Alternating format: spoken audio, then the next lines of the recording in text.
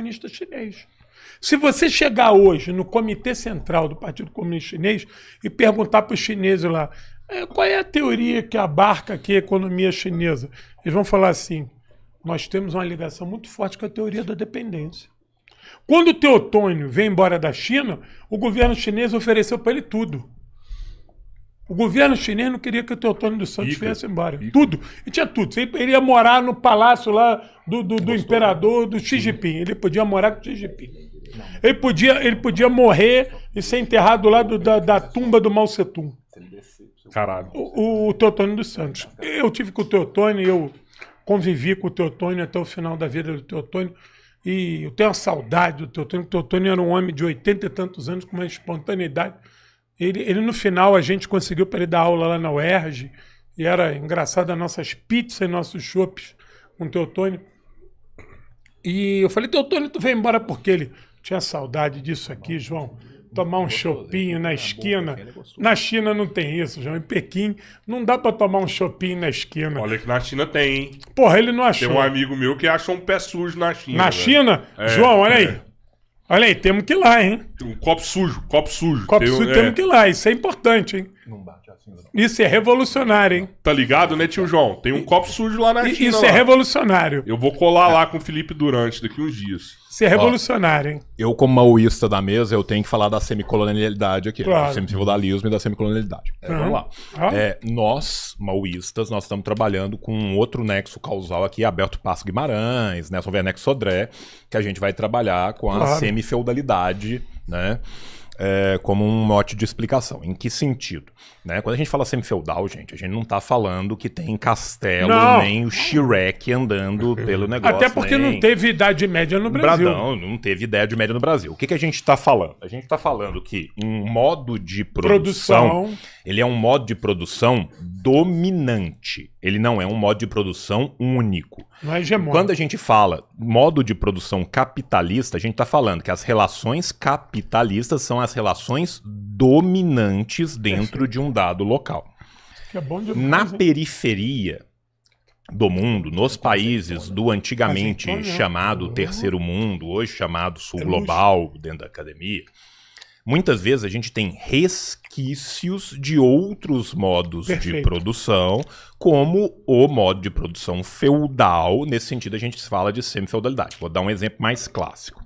O Mariátegui, por exemplo, que o Petilo falou, era um adepto da semifeudalidade, do modo das relações peruanas. Os gamonales, no Peru, tá, que são basicamente os latifundiários do Peru e tal, eles mantinham relações produtivas de trabalho com as pessoas que eles exploravam ali, que eram relações muito mais próximas às relações do servo de gleba do que a certas relações capitalistas. Ainda hoje no Brasil, se a gente vai ver para o norte do Brasil, para o nordeste do Brasil, para o interior do Brasil, certas relações de trabalho estão muito mais próximas à servidão do que elas estão de outras relações de trabalho do modo capitalista.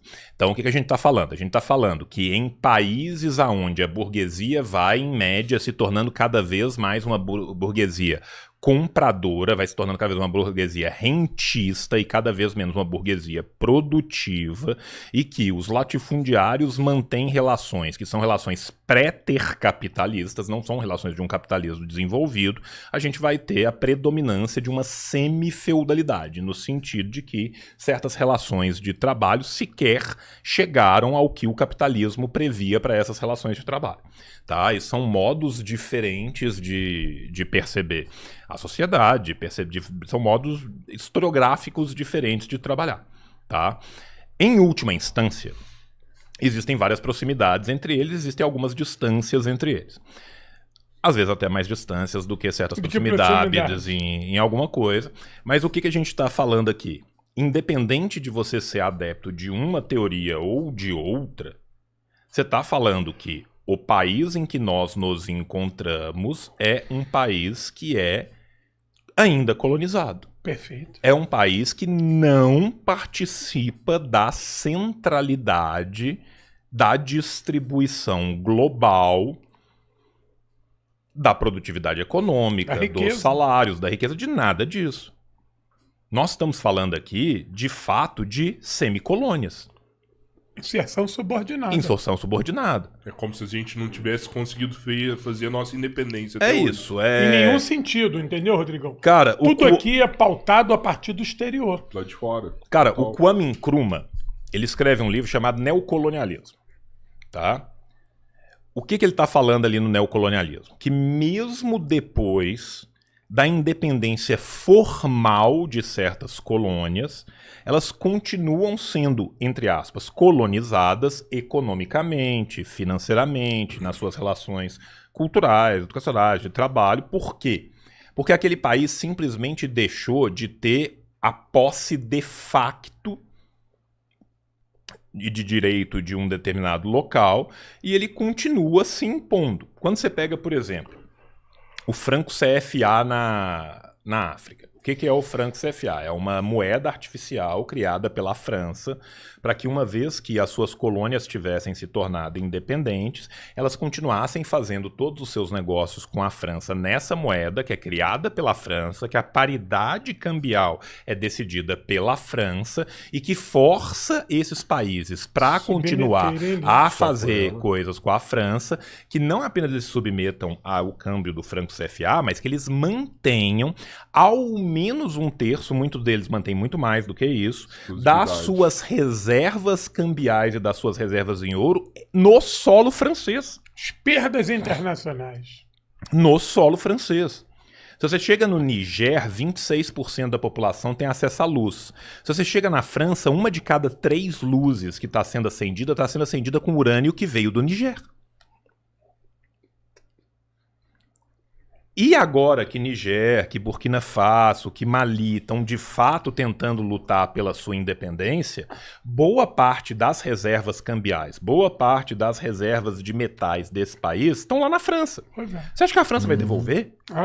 Nunca mais. Nunca mais. Nunca mais. Esse país que se tornou independente na leva das independências africanas dos anos 50, 60 ou 70, dependendo de cada um deles, ele foi independente de fato? Não foi, ele era uma nova colônia. É isso que o Kwame Nkrumah está falando no neocolonialismo. Por que ele está falando isso? Porque ele foi o mandatário, ele foi o presidente de Gana. Gana se tornou independente formalmente da Inglaterra, num processo negociado, só que depois que se tornou, entre aspas, independente, o que ele percebeu? Que os ingleses continuavam mandando, que os ingleses continuavam gerindo, que os ingleses continuavam impedindo o povo ganense de ter acesso às riquezas ganenses. E esse que é o momento que o Kwame Nkrumah vai se tornar marxista, que ele não era. Entende? Então, assim, nós que somos países do terceiro mundo, nossa história está muito mais umbilicalmente ligada ao resto da América Latina, ao resto da Ásia, ao resto da África, do que muitas vezes a gente vê. A tendência do poder é sempre continuar no poder, né? Ele vai tentar de todas as formas sobreviver, vai tentar se adaptar, vai tentar se moldar. É por isso que, sei lá, a gente estava conversando hoje na hora do almoço, eu fiz uma pergunta sincera para vocês, assim, porque eu quero muito ficar com o pé no chão, mas às vezes eu tenho medo de ser romântico demais. E aí eu perguntei pra vocês se vocês acreditam que uma revolução pode acontecer no nosso país, sabe? Porque eu realmente eu não acredito mais, assim, que no processo eleitoral a gente consiga mudar alguma coisa no país, sabe? Até porque eu já conheci os dois lados, eu sei que o outro lado é poderoso demais, dá conta. O outro lado, ele tem influência política, tem influência na mídia, tem o dinheiro nas mãos, sabe? Eu acredito que a única forma de você mudar isso ou é fazendo uma revolução própria, ou é torcendo pelo sucesso dos outros países para um dia chegar aqui. Talvez, sei lá, se a China continuar no processo que ela tá, eu acredito que daqui 100, 200 anos, isso pode chegar na gente, né? Que eles têm uma proposta de e levando isso para outros países, né? Rodrigão, deixa eu te fazer uma pergunta. Eu vou te responder com uma pergunta. Se eu falasse para você em 1910 que eu ia à Lua, tu ia acreditar? Não. Eu não acredito até hoje. Pois é. Olha, O Robertinho é o melhor. Essa foi de sacanagem. Não, o Robertinho é o melhor. Essa foi de sacanagem. Não, olha aqui. O que eu tenho para dizer é o seguinte: liga pro MST agora e vamos ocupar a fazenda do Robertinho agora. Eu acho que chegamos ao ponto de não retorno. Nós precisamos ocupar aquela coisa, aqueles tratores que ele comprou lá precisa ocupar agora, Rodrigão. Falei pra gente não comprar cerveja, velho. Não dá. Não dá. Olha só, presta atenção. Ocupa a fazenda essa foi agora. maravilhosa. Eu tô com a rapaziada no telefone. Ocupa ou não ocupa? Depois cara, dessa não dá. Não, vamos lá. Não, ocupa não, vamos pra Cara, lua. assim, falando sério. Se em 1915 você virasse pros líderes que foram depois Quer da ter um carro Revolução elétrico. Russa... Não precisa do carro elétrico, não. Se você virasse Aqui, ó. pro pessoal da Revolução Russa, Vou ligar agora. pros vou ligar líderes agora. do POSBR, Telefone, celular. em cara. 1915, falasse que daqui a 2 anos vocês vão estar no Palácio de Inverno e vocês vão ter controle Governo da do Rússia país. inteira, os caras não acreditavam. Tá? O que você tinha? Você tinha uma Rússia entrando numa guerra mundial com a Duma mais conservadora de todos os tempos. Duma era o parlamento russo. Duma, Câmara Tá. Baixa, né? 1905, você tinha tido um processo de tentativa revolucionária que gerou uma derrota. Essa derrota, por sua vez, gerou uma perseguição gigantesca Uma de repressão todo brutal. e qualquer elemento democrático Brutal, dentro da Rússia. brutal. Não é só de socialista, não, nacionalista. Todas as lideranças estavam ou em prisões na Sibéria ou no exterior, exiladas. 2 anos depois, eis que os caras chegaram no poder. Então, assim, as coisas são muito impossíveis até se tornar inevitáveis. Verdade. Isso é uma coisa. As coisas podem mudar. O que que eu vislumbro? João, eu tô jurando que eu vou fazer uma dieta já tem alguns anos. Porra, quando eu ficar magro, o Robertinho vai acreditar que nós somos a Lua. Entendeu? Nós temos alguns desafios, entendeu, Rodrigão? Tu é meu parceiro nisso? Bora. Quando eu voltar aqui, vocês vão ter barra de cereal, cerveja sem álcool e comida macrobiótica. Estamos combinado? E nada de fumo e tabaco. Não, nada de tabaco e álcool, combinado? Mas Vai olha só, voltar daqui quantos anos? Que eu não... o que que vai acontecer? Eu volto cara? aqui quando vocês me chamarem. A gente está diante de um momento, um curto período histórico, que a gente vai ter uma mudança fulcral Agora, na política brasileira. Por quê? Sim. Cara, 26 é a última eleição do Lula. Última. Por vários motivos. 1, ele não tem idade nem saúde. 2, vai ser a segunda reeleição. Ele não vai entrar, ele não vai ter maioria. É impossível ele conseguir fazer maioria num congresso para que ele instaurasse um terceiro mandato. Então, de qualquer jeito, perdendo ou ganhando, 26 é a última eleição do Lula. 30, se o Lula ganhar, não tem mais Lula pro PT. Vai acontecer com o PT, muito provavelmente, a mesma coisa que aconteceu com o PSDB. Sim, desmantelar. Ele vai desmantelar, ele vai implodir sem a figura do Lula. A partir daí, a década de 30 vai ser uma década de muita disputa política aberta, tanto dentro dos limites da democracia burguesa como fora deles. Por quê? Há um problema incontornável dentro das instituições da burguesia que elas próprias não vão conseguir manter. A opção que nós temos vai ser uma renovação nunca dantes vista ou a volta ao poder dos elementos mais retrógrados e fascistas. Caralho. Se os elementos mais retrógrados e fascistas voltarem ao poder, eles já tiveram uma primeira vez para aprender. E eu duvido muito que eles cometam os mesmos erros nessa segunda vez. Eles sabem onde eles erraram.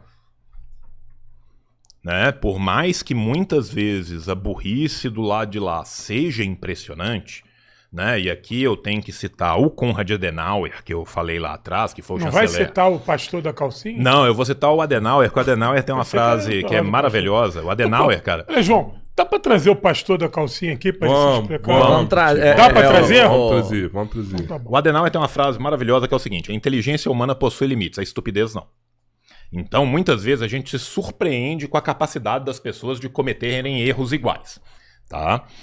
Não acho que vai acontecer. Quando aconteceu o Milei na Argentina, muita gente ficou com dó dos argentinos que estavam vivendo nosso passado. Eu falei, gente, a gente tem que ter cuidado com a Argentina porque eles estão vivendo nosso futuro. Pois é.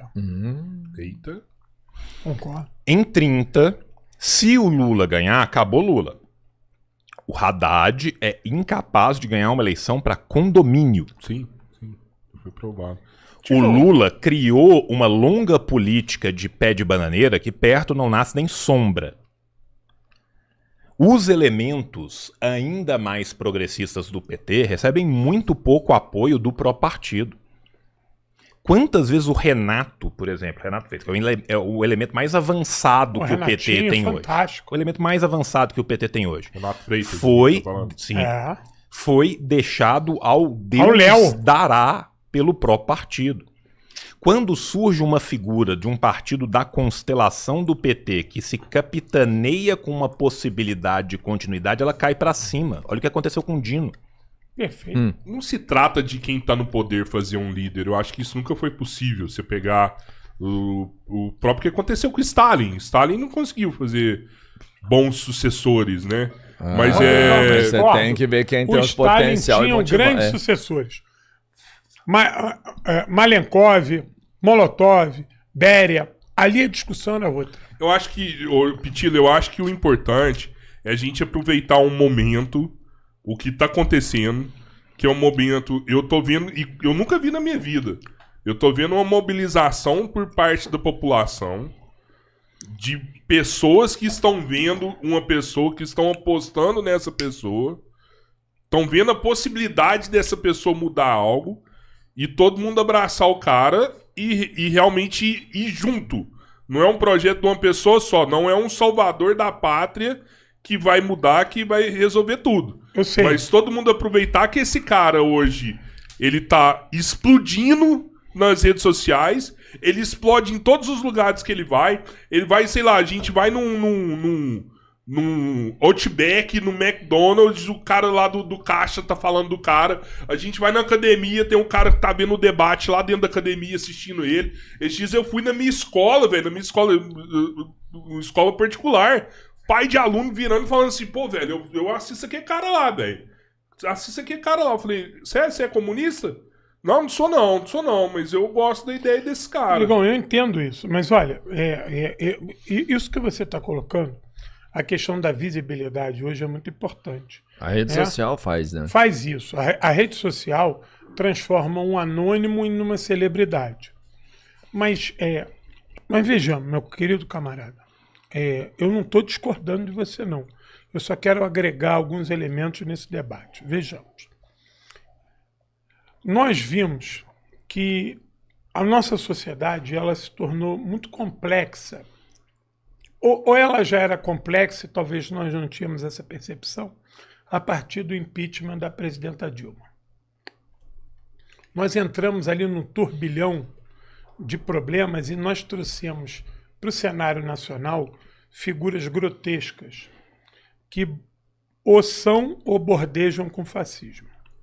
E nós tínhamos um problema sério que foi a eleição do Bolsonaro, que para gente que tem uma concepção de Estado, nação e entendemos a importância do social, foi uma tragédia. Mas o povo brasileiro, na sua sabedoria, ele contorna o rumo dele, né, João? O povo brasileiro fala o seguinte, não, eu votei no Bolsonaro, mas agora eu vou votar no Lula, porque não deu certo. O povo brasileiro decide, mesmo que por uma margem muito pequena, recolocar o Lula à frente da presidência do Brasil. Que para mim é um problema sério quando a gente só tem o Lula como expressão eleitoral. Nós precisávamos ter outras expressões eleitorais. Mas isso tá bom. Nós estávamos diante do fascismo requenguelo e traz o Lula de volta a um bálsamo. Eu vou falar igual aquele cara que morreu, o Marcelo Rezende. Corta para mim. Corta para mim. De 16, eu estou em 16. 18 o Lula é preso, 22 o Lula é eleito e de repente nós estávamos almoçando hoje. Olha o corte que eu dou, o salto, né? É o blip. Tu tá cheio de Marvel aí, eu fiz um blip. Nós vamos almoçar hoje. O João apresentou uma teoria sinistra. Eu queria ter poder ali na hora do almoço de falar pro João que ele estava errado. Tu não sabe como é que eu queria contradizer o João na hora do almoço. Que teoria é essa? Eu queria... você não estava lá, vou colocar para você e para a turma que estava aqui. Quando o João começa a falar, eu estava tomando Guaraná Mineiro, uma delícia aquele momento, hein? Eu ouço o João e falo assim, caralho, eu tenho que refutar esse cara. Isso não pode ser verdade. E o João continua falando, faz alguns prognósticos. Porque nós, como historiadores, o nosso papel não é adivinhar o futuro. Pelo contrário, a gente trabalha com o tempo pretérito. Olhar para o passado e ver as possibilidades. Sim, a gente trabalha com o tempo pretérito. No máximo, a gente trabalha com o tempo presente, né, João? O historiador não trabalha com o futuro. Nós não somos futurólogos.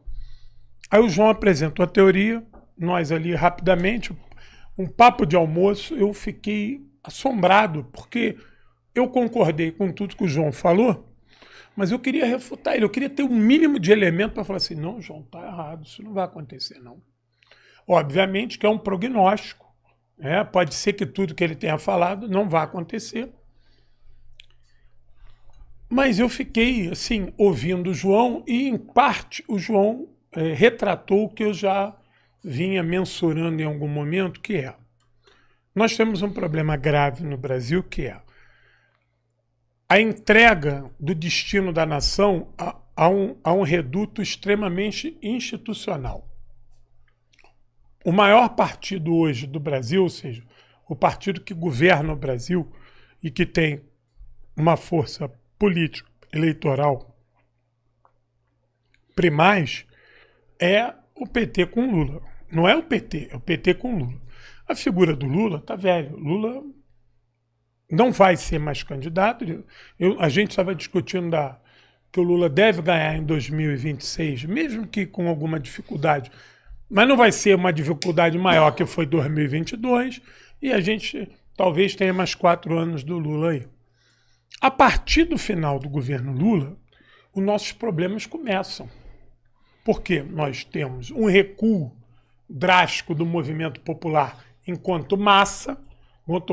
Você tem experiências maravilhosas que são pequenas, mas você não tem um movimento de massa na rua, no Brasil, criticando escala 6x1, criticando a privatização da Eletrobras, criticando o tarifaço do Trump. É inadmissível que a gente não tenha quebrado um consulado dos Estados Unidos.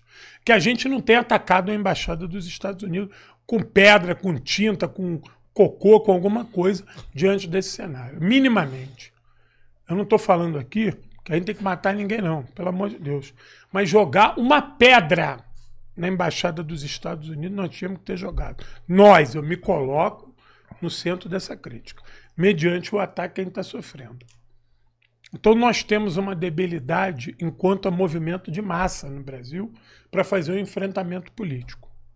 Nós vamos ter o Lula, que é o principal expoente dessa luta pela esquerda, progressista, democrática, seja lá a denominação mais ampla que a gente for oferecer.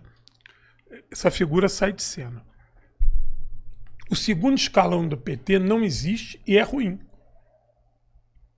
O João falou assim, o Haddad não ganha para síndico de prédio.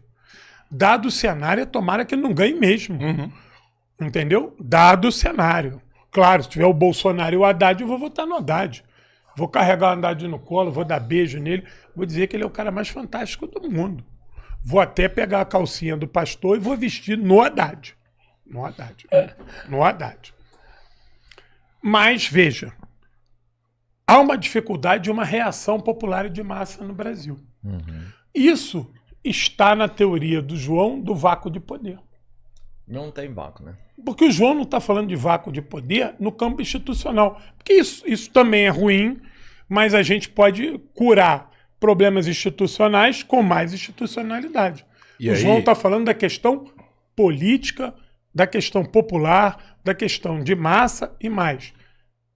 da nossa, que eu digo do povo brasileiro, enquanto a participação das rédeas do processo futuro. E aí Esse eu é vou o falar problema. só uma coisa, desculpa te interromper. Agora você apresenta a sua tese, Tá? por favor. Vamos lá. A gente tem um partido, que é o PT, que sempre se pautou pelo juspositivismo. Tá, vamos lá. O que é o juspositivismo? O juspositivismo é um respeito incólume às leis da forma que elas são apresentadas no organograma legal, no organograma jurídico brasileiro, às leis burguesas. Quando o PT foi alvo de processos delatórios, processo de impeachment, o que o PT fez? Ele foi para a sua base popular, levou as pessoas para a rua e questionou os limites da juridicidade dentro das instituições, ou ele acatou incolumemente as instituições? Acatou incolumemente. Acatou incolumemente O Lula as marchou para a instituições. prisão de cabeça baixa. Tá? Se a gente compara o exemplo do PT com, por exemplo, o exemplo da Venezuela, onde toda tentativa de golpe capitaneada a partir de uma burguesia que foi alijada do poder, numa revolução nacionalista, aquilo ali não chega nem a ser socialista. Não, longe disso. E eu não estou falando de marxista, não, eu estou falando de socialista. Eu estou falando o seguinte, se a gente pegar o Gaddafi na Líbia com o seu socialismo verde, que é uma outra vertente de socialismo não marxista, aquilo é infinitamente mais avançado do que o processo nacionalista que aconteceu na Venezuela. Uma coisa. Na Argélia, João? Na Argélia. Mas assim, eu peguei um exemplo qualquer só para falar. Sequer chega a ser uma revolução socialista, uma revolução nacionalista. O que foi feito ali? Todas as vezes que houve uma tentativa de golpe, se buscou a mobilização popular, se buscou as ruas, para depois se discutir institucionalidade. Perfeito. O PT é extremamente juspositivista. Isso faz com que o PT seja o caranguejo que não se cansa de transportar... Desculpa, seja o sapo que não se cansa de transportar escorpiões. Toda vez que um escorpião pedir para o PT atravessar o rio com ele nas costas, ele vai atravessar, ele vai ser picado e ele vai se surpreender com a picada, porque ele é juspositivista, porque ele se mantém fiel a um sistema que não trabalha dentro do conceito de fidelidade. Quando o Bolsonaro chegou ao poder, qual foi a primeira coisa que ele fez? Aparelhar o Estado. Aquilo que todo liberal e conservador brasileiro adora falar que o PT faz, o PT aparelha o Estado, o PT aparelha o Estado. Fez isso. Eu queria muito que o PT aparelhasse. Que o PT aparelhasse o Estado. E se me convidasse para ajudar a aparelhar, eu ia gostar se o mais PT ainda. aparelhasse o Estado... Mas o PT, ele tenta. Não, nem tenta. nem Robert. tenta. Sabe por quê? Tenta, porque ele Robert. pega todos Ele é legalista os cargos... demais. Ele é legalista demais. Ele pega todos os cargos de segundo e terceiro escalão e entrega eles O Centrão. todos para fazer política pequena. Sim. E os cargos de primeiro escalão, ele entrega a maioria. É porque isso é inevitável, porque quando você entra lá... Isso você não tem é uns cargos inevitável. tudo, Aí que sabe? tá, Você isso não aparelha é que você inevitável. dá Não é, pra Roberto. quem Aí você que quer. tá, Robertinho. Isso não é Você dá inevitável. pra quem você Robertinho, quer. Mas aí que tá, não é Robertinho, inevitável. quem gera a tua casa? É o Tanto- teu vizinho? A minha mulher. Ah, então tá bom. Tanto Mas ela não é tua mulher. inevitável, tanto não é inevitável Não que pode a gente tu teve. chamar os teus vizinhos, um toma conta Não, do concordo. quintal, um toma conta do banheiro, outro toma conta do chuveiro, não vai dar certo. Mas, Titilo, isso não é inevitável. Eu quero dar um Não exemplo é, não muito é prático inevitável. da política brasileira que a gente teve durante o governo do Jair Messias Bolsonaro mais militares no primeiro e no segundo e no terceiro escalão do que em qualquer momento da ditadura militar Nem brasileira. na ditadura, é verdade. No governo do Bolsonaro, tinha mais militares Na no direção primeiro, do Estado. segundo e terceiro escalão na direção do Estado do que em qualquer momento da ditadura brasileira. Isso é aparelhamento do Estado. E sabe qual que é o problema do aparelhamento do Estado? Nenhum. Quem ganha o Estado tem que aparelhar o Estado. Quem ganha, leva. Quem ganha, leva. E tem que colocar. O PT não coloca, o PT é juspositivista, o PT acata qualquer decisão PT é que poliana. seja emanada. É poliana. Poliana. Emanado das instituições. O pessoal da extrema-direita Não é poliana, Eles não são juspositivistas. Eles trabalham com uma realidade de realpolitik no poder, que eles sabem muito bem que eles querem chegar ao poder. Se for pela via institucional, bem. Se não for, amém. Dá golpe. Existe uma possibilidade real de se chegar pela via institucional, e se não se chegar, se chega da forma que se conseguir. Cara, vou ser muito prático com você. Por que eles fazem isso? Porque as instituições são feitas para favorecer o fascismo, porque o fascismo não é uma exceção do capitalismo. O fascismo é o botão de emergência que o capitalismo apertou e apertará em todos os momentos que der merda. Se 14 deputados do PSOL ou 14 líderes de movimentos populares sentassem na mesa do Congresso e impedissem a mesa do Congresso de funcionar, não dava tempo deles ser presos, que eles levavam um tiro antes. A polícia legislativa tinha chegado com toda a truculência possível e tinha tirado os caras na pancada. Os caras ficaram lá enquanto eles quiseram. Depois de uma tentativa de golpe há muito pouco tempo atrás, eles foram e ficaram lá do jeito que eles quiseram. O organograma jurídico burguês brasileiro não prevê direito de interrupção, interrupção do trabalho. Não prevê. Não existe esse direito no organograma jurídico brasileiro. Só acontece com a tropa de choque. Mas como eram elementos ligados a setores mandatários do nosso país, aconteceu e ficou por isso mesmo, e no máximo vai tomar uma suspensãozinha depois. Se tivesse sido feito, se a Erika Hilton, que é uma mulher trans, tivesse sentado lá, tinha saído na base da pancada com a polícia legislativa. Com o vácuo que se vai criar, e aí a gente tem uma outra coisa que a gente tem que pensar. Olha o que foi o Lula 1, olha o que foi o Lula 2, olha o que foi o Lula 3. Cada vez mais se cede mais para se ganhar menos. Perfeito. O Lula 4... Porra, então vai ser entrega. Meu irmão... O pastor vai ter que entregar a calcinha. Exatamente. Vai ser a entrega total. Na hora que chegar nessa entrega total, num povo que não é politizado, num povo que não é levado às ruas. E venhamos e convenhamos, o que o PT faz? O PT espera chegar perto da eleição, aí ele vira para todo mundo e fala, pelo amor de Deus, nós somos a alternativa ao fascismo, nos eleja. E aí 2 meses depois o povo é abandonar de novo.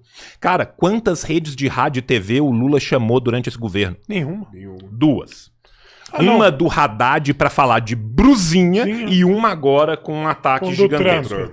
2. Se fosse para ter politização real, tinha que ter rede de rádio e TV semanal falando. Na América Latina, nós temos 2 exemplos. Nós temos o exemplo chileno e o exemplo colombiano. No Chile, o povo foi para a rua, se mobilizou contra a extrema-direita. Vamos lembrar que o Chile, antes da Argentina, que está sendo o segundo laboratório do neoliberalismo tardio, o Chile foi o primeiro. O que isso gerou para o Chile? Isso gerou para o Chile 60% dos aposentados ganhando 45% de um salário mínimo chileno, o maior número de suicídio entre idosos do mundo, o maior número de criminalidade entre idosos. Por quê? Porque o idoso chileno comete um crime porque na cadeia ele tem remédio. Come. A água do Chile foi privatizada. O povo foi pra rua, passou 1 ano na rua. Entrou o Boric. Colômbia. Colômbia foi o laboratório da guerra às drogas. Guerra às drogas. E a guerra ao terror também. Sim. Teve uma fração do guerra ao terror ali. Que foi ali. Beleza. Primeiro eu quero parabenizar as drogas, que desde o primeiro ano da guerra às drogas ganhou todos os anos a guerra às drogas. Guerra às drogas não é guerra às drogas. É guerra aos pobres. Às drogas é guerra aos pobres, é guerra aos pretos, é guerra aos periféricos. Guerra aos pobres. Quando a guerra às drogas começar a se preocupar mais com o dono do helicóptero e não com quem está dirigindo o helicóptero, aí a gente começa a questionar a guerra às drogas. O helicóptero é daqui dessa região, né? Na Colômbia, pela primeira vez, subiu ao poder um homem que veio da esquerda, Pois é. mesmo que primeiramente. institucionalmente. Então a gente tem no Chile o Boric e na Colômbia o Petro. O Boric João, entrou... Calma, deixa eu só... Desde o Bogotá. Sim. O Boric entrou com maioria constitucional. Perfeito. Maioria constitucional e foi cedendo. Entregando a calcinha Acho que direto. o Chile vai voltar para um governo de direita nas Vai, próximas eleições. Sim. Vai.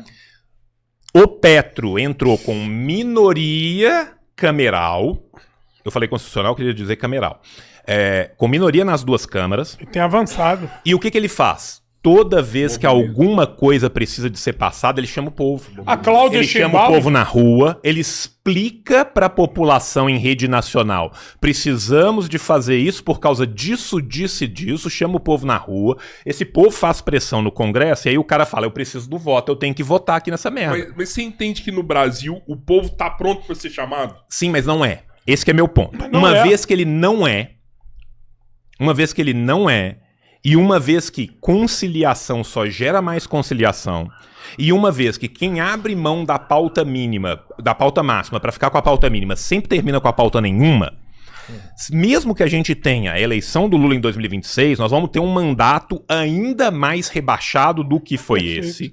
Isso vai levar a uma situação em 2030 que a gente tem uma tendência gigantesca de eleição da direita. A única coisa que a gente vai ver é se vai ser a direita que consegue usar um garfo e uma faca ou se vai ser a direita que finge que tá banhando um pão de leite condensado. Essa é a única pergunta que a gente vai ter que fazer ali. Quando isso acontecer, se for a direita, a extrema-direita, a direita fascista, a direita bolsonarista, e vamos lembrar uma coisa aqui: bolsonarismo não precisa de Bolsonaro, fascismo não precisa de Não precisa de Mussolini, Mussolini. nazismo não precisa de Hitler, tá? Se for esse pessoal que entrar no poder, eles têm várias lições que eles já aprenderam e eles vão terminar de romper com a institucionalidade. Perfeito. É por isso que passou da hora da esquerda radical romper da esquerda. Os caras têm que romper, começar a fazer a crítica. O povo tá preparado. O povo faz questão de escutar alguém que realmente represente e alguém que mostre que sim, a esquerda errou. 30 anos nunca mobilizou o povo, não tem uma luta trabalhista conquistada. A última conquista do Brasil, se não me engano, foi o SUS, e depois nunca mais conquistou algo relevante. E aí? Então, assim, passou da hora da esquerda radical criticar a esquerda do poder e aí começar a mobilizar a população. Mas eu concordo com você. Agora, o que a gente está fazendo? A gente tem que entender o seguinte: o movimento comunista no Brasil, ele teve um período que ele teve povo e não teve arma. Ele teve um período que ele teve arma e não teve povo. E agora ele tem um período que ele não tem nem povo nem arma. Nem povo, nem... Nós que nos mobilizamos politicamente a partir da década de 90, nós pegamos o período sem povo e sem arma. Um refluxo Como terrível. não tem povo, tio Fim João? da Calma, União não tem, Soviética. não tem, povo. assim, não tem, tio não João? tem. Não, o povo existe, mas ele não tem consciência disso. Tá Ele não tem consciência. Não, calma aí. Rodrigão, Não, tá Rodrigão, ele não tá mobilizado. O que eu tô te falando é o seguinte: olha só pra você Ele ver. vota no Bolsonaro. Deixa eu só te Tu vê mostrar que uma coisa. Por pouco a gente não perdeu a eleição aí agora. Deixa eu só te Rodrigão. mostrar uma coisa. Qual que é o partido eleitoral que mais cresce hoje no Brasil? A UP. Opa. A UP é o partido eleitoral que mais cresce hoje no Brasil. Que tem responsabilidade pra caralho.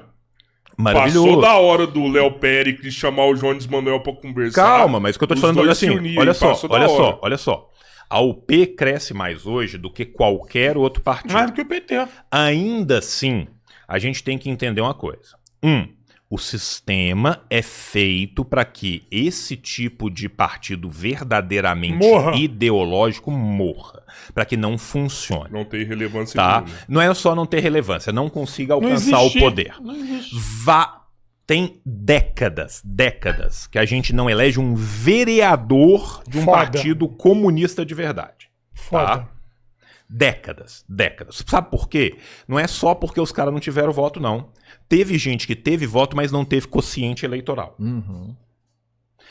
Quando tem uma campanha, o Partido Comunista, o P, eles têm que fazer tudo perfeito, porque senão eles são lotados de multas que eles não vão ser capazes de pagar, porque o que vai para eles do fundo é minúsculo Pois é. e o que eles conseguem capitanear ali dentro é minúsculo. Um partido no poder pode platinar o Código Eleitoral, cometer quantos crimes ele quiser, liberar o Yoshi roxo do Código Eleitoral, que ele só vai a posteriori talvez ser julgado 2, 4, 6 anos depois. Começa aí. Vamos avançar. A reconstrução desses partidos, a construção de novos elementos, ela vem crescendo principalmente da década de 10 para cá.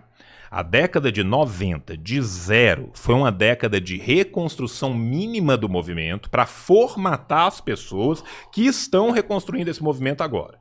Por mais que haja um crescimento exponencial em números relativamente à população geral, ele é muito pequeno. Muito pequeno. Se você pegar somado a carga eleitoral do Léo Pérez com a Sofia, PCB e UP, que são os dois partidos comunistas dentro do sistema eleitoral. Não traduz quem eles são. Não traduz o que eles são. Nós estamos falando aqui de menos de 0,5% dos votos válidos. Os caras não tiveram 1%, cara. A melhor votação que a gente teve num cargo desses todos foi da Vivian Mendes como senadora em São Paulo, que ela ficou em 5º lugar. Ela ficou na frente do cara do Novo. Beleza. O que eu tô te falando aqui? Esse movimento ainda é pequeno, mas ele está começando a acontecer. Ele vai acumulando e ele vai acumulando massa crítica. Daqui até 2030, ele vai continuar acumulando massa crítica. Perfeito. 2030 vai ser a primeira eleição análoga à eleição do Collor. Sem Lula. Do Collor. Vai ser uma eleição que tem possibilidade de literalmente tudo. Qualquer coisa ganhar acontecer. Eu lá. Chega lá e ganha eu. Pode ganhar pode ganhar o Jones, pode ganhar o Ciro, pode reaparecer uma Marina, pode aparecer o Castor de Calcinha. Eu não tenho como te dizer isso agora. Mas 2030 é uma eleição sui generis, de como a gente não tem não tem no cacique, Brasil. Não tem Bolsonaro, não tem Lula. Tem no Brasil desde a eleição em que o Collor ganhou. Não tem. Vai ser a primeira vez que nós vamos ter uma eleição no Brasil nesses moldes. Até hoje eu vejo os brasileiros que... Os brasileiros que analisam política, até hoje eles analisam política nos moldes mais antigos, dos anos anteriores, né? E, cara, eu não vejo nenhuma pessoa analisar a política hoje no que tá acontecendo na realidade. Política hoje se define na internet. A internet é essencial para decisão de uma política hoje. Essencial. Concordo com você e já começou, não foi agora não, gente. O grande erro do Bolsonaro ter chegado ao poder foi exatamente 18. Esse. Porque o Bolsonaro não começou a fazer a campanha junto com os outros partidos. O Bolsonaro começou a fazer a campanha 3 anos antes dos outros partidos. Perfeito. 3 anos antes. 3 anos antes dos outros partidos. Quando o Bolsonaro era um ninguém... Gente, assim, Bolsonaro tradicionalmente foi um ninguém. Ele sempre foi um deputado do Centrão que passou por todos os partidos possíveis quem foi Hitler, e imagináveis. Exatamente. O Mussolini ainda tem uma história. Sim. É medíocre, mas tem uma história. Quem foi Hitler antes de virar chanceler? Sabe? Então, assim, o Bolsonaro era um ninguém, era um deputado do baixo clero, que mudava de partido a cada eleição. Que tinha uma pegada militar. Sambou ao sabor dos ventos. Só que a esquerda, ela não usa essas ferramentas da esquerda, ela sabe que a ferramenta existe, ela não usa e acaba descartando o que ela tem de melhor. Mas, Rodrigão, quando você vê o Bolsonaro surgiu na internet. Mas a gente não tem uma esquerda. Pablo Marçal quase ganhou a prefeitura de São Paulo, velho, usando a internet. Só quero te lembrar uma coisa. O Pablo Marçal só não ganhou a prefeitura de São Paulo por causa do Partido Novo. Nós temos que agradecer o Partido Novo. Por quê? Porque a diferença dele para ir para o segundo turno foi exatamente a diferença da menina maluca do Partido Novo que ganhou 0,5%. Se ela não tivesse candidatado e tivesse abraçado o Marçal, qualquer um que votou nela votaria no Marçal. Sim. Qualquer um. 100% dos votantes nela votaria no Marçal. Claro. O Marçal só não foi pelo segundo turno por uma diferença menor do que ela teve de votos. É uma leitura Se ela tivesse aberto mão para abraçar o Marçal, tinha ido e tinha ganhado. Entrado. Sim. Não tinha entrado não, tinha ganhado. Tinha ganhado. Porque no segundo turno ele ia tratorado. Passar por Agora cima o daquele Campeira merda. falando que a Tratorado. esquerda não usa, a esquerda tá usando. Eu Você concordo vai com perceber, você. você vai perceber a evolução. Eu concordo Tanto com é você que aqui. teve aí tem uns 2 meses aí, eles contrataram vários influencers para trabalhar junto, para melhorar a imagem, Sim, a para esquerda chegar na galera que não institucional chega. tá fazendo isso e a esquerda revolucionária tá fazendo isso. Isso vai funcionar. E aí você percebe que, apesar de a gente achar que não, quem tá dentro do jogo também tá vendo o movimento das peças. Claro. Tá? Quem tá de fora vê de forma diferente, mas quem tá lá dentro vê. E aí eu volto lá no Lula, candidato. E aí eu vou te falar uma Você coisa. acha que o Lula é um bom conhecedor político? Acho que sim. Claro.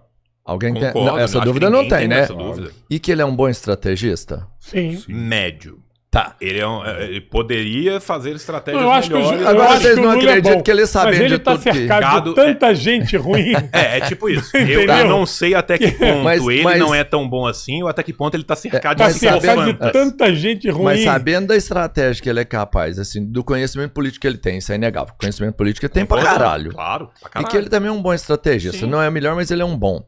Sabendo que é o último ano dele e que depois ele teria que passar esse bastão, ou inevitavelmente esse bastão nem existirá, ele não pode se antecipar e mudar o passo, sei lá, lançar alguém agora Deveria, antes de Roberto. sair? Eu sinceramente... Talvez a Deveria. Janja? Eu vou ser sincero com você.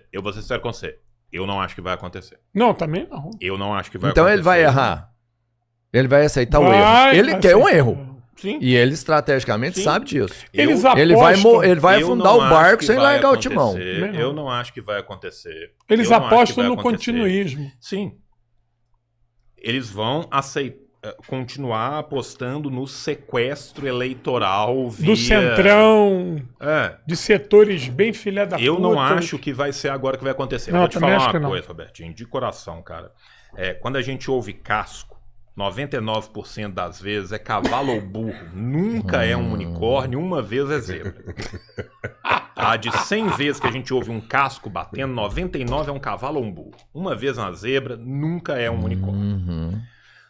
Se há algo que é provável de acontecer, é a manutenção de um comportamento histórico que dura mais do que 40 anos. Serviu.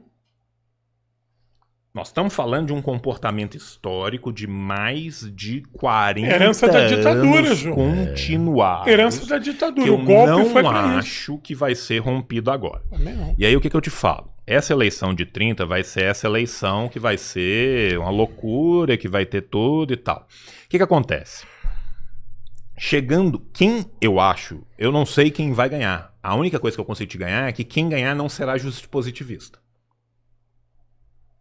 É, Isso eu te garanto. pois é. Qualquer um que vier depois e ganhar, ele vai estar pouco se fudendo para as instituições, para a institucionalidade, dadas as circunstâncias e o que está acontecendo. Pode mudar muito até lá? Pode, gente. A história muda. Até porque tem uma conjuntura internacional. Veja, João, deixa eu só roubar essa tua fala. Deixa eu só terminar, que aí Então você rouba. termina. O que vai acontecer então? Se tiver uma subida no poder do lado de uma direita, de uma extrema direita não positivista, a gente vai ter uma ruptura democrática. Sim. Essa Quase ruptura tivemos. democrática, que a gente quase teve ali atrás, e a gente só não teve porque os Estados Unidos não falou vai, não teve o gol dos Estados Unidos. Esse é o único motivo pelo qual a gente não teve. Único. Se houver um gol, vai ter essa ruptura. Se não houver um gol, eles vão ser forçados a fazer para não cair no mesmo erro que eles caíram de novo. Vai ter uma ruptura do lado da extrema-direita se a extrema-direita ganhar. Se um cara igual o Jones conseguir chegar e ganhar, aí vai ter do outro jeito. Por quê? Porque na hora que ele começar a tentar fazer aquilo que tem que ser feito, vai ter uma revolta das forças que estão historicamente no poder. João, se o João de lá não conseguiu, como exatamente. é que o Johnny vai conseguir? Qualquer coisa que chegue no poder nesse sentido vai gerar uma reação contrária. Sim. E para mim a década de 30 até 40 É isso. vai ver algo muito próximo de uma ruptura com o sistema como ele está e uma guerra civil até a estabilização. E agora, voltando acontece. então, essa é a percepção que você tem do Lula. Entendendo a internet como a gente já entende um pouco, ela é extremamente forte, pulsante, explosiva. Mas ela é rápida também para apagar as imagens que aparecem. Para o bem e para o mal. Exato. Você lembra de alguém que surgiu na internet há 5, 6 anos atrás? Não. Não, esse cara já sumiu. Uhum. O Jones, ele tem um momento mais forte, talvez agora. Sim. Se a gente for esperar em 2030 pra colocar esse cara, talvez ele já nem exista mais. Mas o Tá problema na é que internet você já há tem... muito tempo. Já. Não, Mas mas o aí problema tem um é Mas que tem- agora é o momento dele, Roberto, entendeu? Betinho, O existe hype um mundo vem e real, o hype Betinho. passa. Não é Roberto, agora, Ele tá não, no Betinho, hype é agora. não. Roberto, Você pode mas estar existe- cada vez 50 anos. maior, vai Mas ficar cada existe- vez Não, maior. larga de profetizar, mano. Não tô A internet profetizando, funciona não. É assim, inevitável, meu irmão. sabe? Vai ficar cada Entendeu? vez Você maior. tá viajando. Já era. A internet é assim. Não é uma pessoa, entendeu? não. É Eu um também não povo, tô jogando velho. praga. Não é uma pessoa, Não tô é um jogando povo. praga. É um Robertinho, povo. mas existe uma coisa do mundo real. Diferente. Eu quero... Rodrigão, olha aqui. Pegando um gancho do que o João falou, eu sou uma pessoa que acompanha e estudo o BRICS há muito tempo. O BRICS é um objeto dos meus estudos. E a gente vê que o Lula tem tratado os BRICS sempre no banho-maria, né? Eu não vou falar o nome dele aqui, porque eu não tenho autorização do nome dele, mas eu falei com um grande camarada, que é até próximo do governo, que falou assim para mim. Eu falei, quando o Brasil pegou a presidência dos BRICS, eu falei para ele, camarada, o que tu espera da presidência dos BRICS? Ele é um cara próximo do governo. Ele falou assim, eu espero que a presidência do PT passe logo. Por quê? Porque realmente o PT não entendeu ainda, ou pelo menos não tinha entendido, a potencialidade dos BRICS. Quando houve agora esse início da política de taxação, eu vi o Lula reagindo ao Trump de maneira muito firme, e tenho que dar meus parabéns aqui ao Lula por isso. O Lula tem sido muito firme. Quando ele liga para o Modi, liga para o Xi Jinping, liga para o Putin, eu falei para esse camarada, eu falei, olha, eu acho que agora o Lula entendeu o que é o BRICS. Que o BRICS é uma ferramenta importante para a gente se livrar do imperialismo. Então o Lula parece ter entendido, e está fazendo articulações que é em direção a essa corrente externa que o João tinha falado. Nós temos uma corrente externa poderosa, perigosa, que nos assedia há 500 anos. Os traumas do golpe de 64, quando o João fala aí, há 40 anos que é a mesma política, é o fruto dessa política de redemocratização, porque a gente não pode esquecer o que o Figueiredo falou. A reabertura é lenta, gradual e segura. A abertura da ditadura foi lenta, gradual e segura. Não poderia ter, em nenhum momento, a ruptura do status quo. O Tancredo era o status quo. O Tancredo era a manutenção do status quo. E o Sarney, pior ainda. Já ali, Pois é. Pior, e o a Sarney, direta já não era a quebra do status? mas tanto que a direta já não aconteceu. Tanto que a direta já não foi aprovada. Não. foi? Você teve que correr para o colégio eleitoral, não tinha Maluf. Colégio eleitoral tinha Antônio Carlos Magalhães, Maluf, Espiridião Amin, Marco Maciel e outras figuras abomináveis da ditadura. Inclusive o Espiridião Amin é senador, está aí até hoje, né? A direta já não foi aprovada. A direta já, a emenda Dante de Oliveira não passou. Nós não tivemos eleição direta. A gente foi para o colégio eleitoral. Então, esse processo de transição, ele cria, ou ele molda os partidos no Brasil. Nós vamos ter ali PV, PT, PDT, PCdoB, PMDB, depois PFL, que é o antigo PDS. E para lembrar do Ciro, né? Uma vez PDS, sempre PDS. Veja, o pacto da Nova República foi rompido com o golpe a Dilma. A pactuação, Rodrigão, da Nova República foi rompido ali com a Dilma. Nós vivemos um momento novo da política brasileira. Um momento de grande instabilidade, de insurgência de uma massa fascista, do advento das redes sociais. O refluxo da esquerda brasileira ficou agora mais evidente. Por quê? Porque agora a gente está precisando mais ainda da esquerda e a ausência dela enquanto movimento de massa torna esse refluxo maior. Da esquerda institucional. Institucional. Só pra gente lembrar Não, do que a gente tá institucional. falando aqui. Estou falando da Até esquerda porque a institucional. esquerda revolucionária ela tem um limite muito claro, gente. É só a gente lembrar o que aconteceu com as contas do Perfeito. Jones.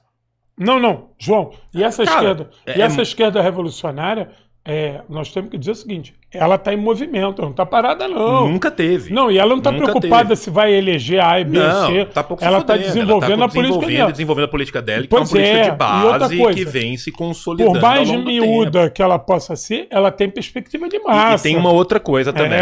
Isso aí. Há 5 anos atrás, há 10 anos atrás, era impensável um presidente brasileiro discutir com um comunista numa rede social ou em qualquer lugar, porque os comunistas não existiam. Não existiam, perfeito. Quando eu tava no movimento estudantil, era 3 cara, 4 cara. Depois são 20, agora são 100, agora são 200, agora são 1.500, agora são 4.000, agora são 20.000, agora são 100.000. Entende? Então, assim, esse é um acúmulo que vem de pouco em pouco, mas ele vai se exponenciando. Rodrigão, é isso que eu queria falar para você. É completamente impossível pensar isso há pouco tempo atrás. Nós temos que fazer um acúmulo. Eu não acho que somente a internet dê cabo da política brasileira. Concordo. Nós temos o mundo real, que ele é mais ativo e altivo do que a internet. E tem uma outra coisa, gente. A gente tem que pensar o que é acesso à internet no Brasil. Pois é. Né? Por mais que mais da metade da população tenha acesso à internet, boa parte dessa população tem acesso à internet aonde? Via celular, em plano pré-pago, aonde quais são os aplicativos que são gratuitos e recebem tudo? O Zap Zap. Por que o WhatsApp foi tão importante para a eleição do Bolsonaro? Porque ele é gratuito e garantido nos planos pré-pagos da esmagadora maioria das pessoas. Da mesma forma que nos Estados Unidos o Facebook o foi, porque ele era gratuito e garantido nos planos. Tá? Então, assim, a gente tem que entender também que, primeiro, o Brasil não é um Brasil só e não é o Brasil que existe entre São Paulo e Rio. Existem vários Brasis muito diferentes. Brasil rural, gente, está vivendo a barbárie hoje. Hoje. Nós estamos falando de 4.500 conflitos agrários por ano. O Rodrigão, eu estava sentado naquele bar ali, perto do hotel, Bar do Japão. Uhum. Sabe onde Japão, é? meu amigo. Japão é teu amigo? É. Estou sentado lá no Bar do Japão. Escuta essa, olha o meu microcosmo. Eu, como um bom cientista social, fiz meu survey ontem. Cheguei lá, pedi uma Heineken estupidamente gelada, sentei no banco, ele falou assim, não senta aí não, que se tu sentar aí, tu tapa a minha visão, senta ali. Falei, mas eu não entendi qual é a visão que ele queria da praça. Tá bom. Todo mundo que entrava no bar havia um debate. Você é fulano ou é Beltrano? Tinha uma enquete dentro do bar. Caramba. 2 nomes aqui da política de local, que eu não sei, não lembro para dizer para vocês qual era o nome. Ele e mais um cara questionava todo mundo que entrava, se era fulano ou Beltrano. E eu tô sentado tomando a minha segunda Heineken. Quando eu migrei para a minha terceira Heineken, passou um cara com um carrão bonito e perguntou assim, já saiu o salgado? Aí ele falou, saiu a coxinha e o bolinho de aipim. Aí o cara estacionou o carrão mais à frente e veio. Quando o cara veio, ele perguntou, é fulano ou é Beltrano? Aí o cara com o carrão falou assim, sou Lula, porra. Eu falei, caralho. Aí ele, pô, tá de sacanagem? Lula, pô, vou votar no Lula. Eu voto no Lula. Já saiu o bolinho de aipim? Bota aí. Aí Esse cara era bancário, será? Não sei, o cara com carrão. Bancário com carrão não existe Não tem, meu filho. Banqueiro. Aí o cara, aí ele perguntou assim, pô, tu vai votar no Lula? Aí ele falou assim, pô, eu vou votar no Lula, rapaz, o Lula tá me dando dinheiro pra caralho. Aí, por quê? Porque eu tô ganhando dinheiro com o Lula, não ganhei dinheiro com o Bolsonaro, não. Bolsonaro tava na fila do osso. O cara falou isso. Eu tô tomando a minha terceira Heineken nesse debate. Tô vendo debate lá no Japão. Aí, o Japão, que eu acho que é o cara mais velho, falou assim, eu tô saindo aí, meu filho que vai ficar aí, acho que é o filho dele. Eu falei, obrigado, comandante. Aí ele olhou para mim e falou assim, tu é da onde? Eu sou do Rio de Janeiro. Tá fazendo o que aqui, cara? Eu tô vindo aqui com uns amigos aqui, vim aqui visitar aqui, bater um papo. Então tá bom, seja bem-vindo. Tá bom, a cerveja tá gelada. Eu falei, tudo ótimo. Vou comer ali um bolinho de aipim, tá bom. Ele foi embora. Aí o cara que pegou os bolinhos de aipim e foi embora, aí tinha um outro cara sentado e falou assim, esse filho da puta não muda, continua o mesmo. Criticando o outro, ou seja, eu tava na fofota política da tua praça aqui. O cara que permaneceu sentado em silêncio o tempo todo, que eu pensei que estava aleatório do debate, pensei que ele estava até dormindo. Quando esse cara do carrão pegou o rebolinho e saiu, o cara que estava sentado olhou pro filho do Japão e falou assim, esse filho da puta não muda, continua o mesmo. Ou seja, o cara do carrão já devia ser uma pessoa de esquerda de longa data. Sim. Esse exemplo que eu trouxe aqui é que tudo isso aconteceu à margem da internet.